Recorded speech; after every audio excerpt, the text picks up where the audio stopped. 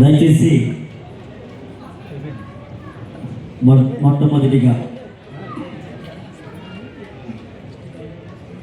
కిరణ్, చింతా కిరణ్, అలాగే జ్యోతి,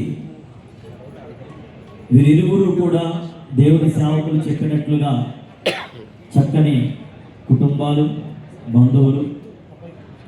దేవుడు నిర్ణయం చొప్పున ఈ యొక్క వివాహం పరలోకమందున తండ్రి అనుగ్రహిస్తేనే ఏదైనా జరుగుతుంది.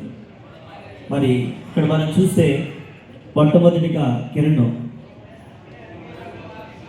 దేవుని నిర్ణయం చొప్పున ఈ స్త్రీని ఎవరి స్త్రీ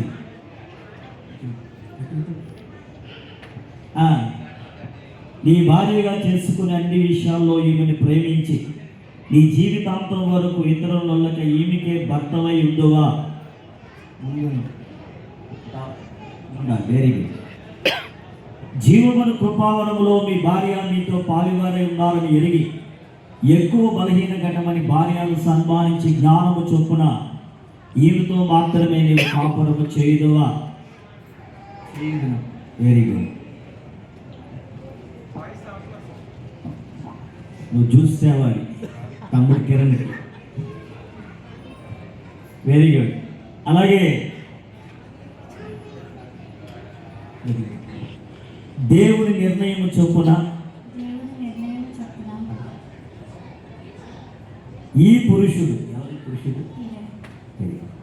నీ భర్తగా చేసుకుని నీ జీవితాంతం వరకు ఈయనకు మాత్రమే భార్య ఉందువా. చెప్పాలి. దేవుని వాక్యం దూషింపబడుకున్నట్లు నీ ప్రవర్తన యందు భయభక్తులు కలిగి ప్రభువుకు వలె నీ భర్తకు లోబడి వినయముతోనో సాత్వికంతోనో శాంతి సమాధానముతోనో జ్ఞానవంతురాలై ఇల్లు కట్టుటకు ఈయనతో మాత్రమే కలిసి కాపురం చేయుదువా.